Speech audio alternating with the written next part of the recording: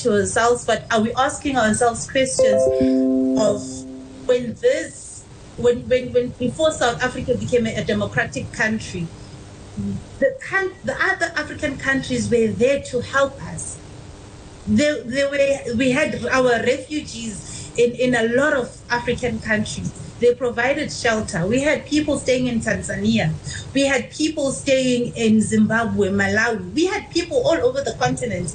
But now, I feel like we are just being a division amongst our black brothers and sisters and not communicating well in terms of what we want and why we're doing what we're doing.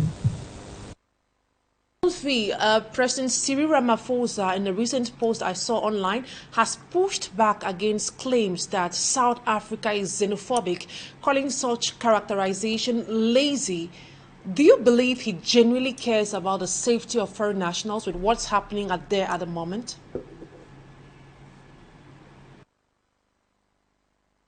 I'll give you my honest opinion. I don't think he cares what's happening. I honestly don't think he cares, because if he really, really cared about what's happening, he would be he would be in the forefront when everything is happening. Our politicians are literally just sitting back and crossing their hands in their mansions and not doing anything about it because they themselves are not affected. And do you think these protests and attacks will end anytime soon?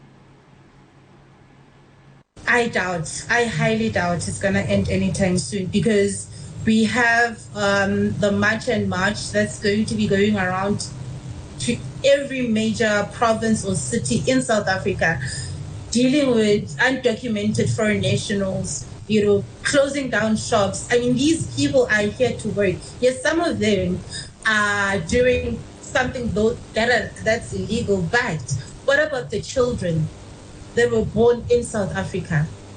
What about the documented foreign nationals that are here legally? People that are running their business in South Africa legally. What about those people? We are not showing grievances to those people.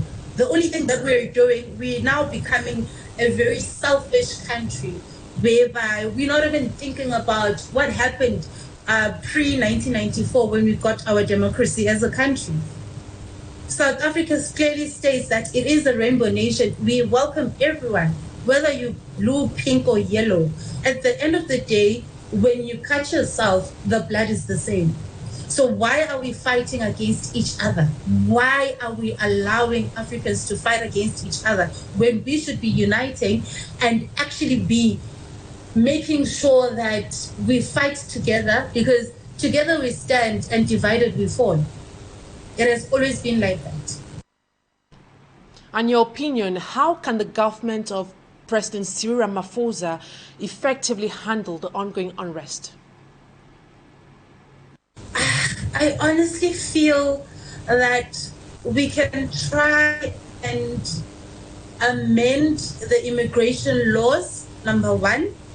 Number two, they tackle the Home Affairs officers, and we deal with those that are not documented in the right manner, whether it's deportation or what, but not violence. People are losing their lives because of this.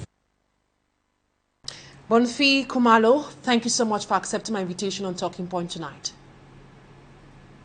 Thank you so much for having me.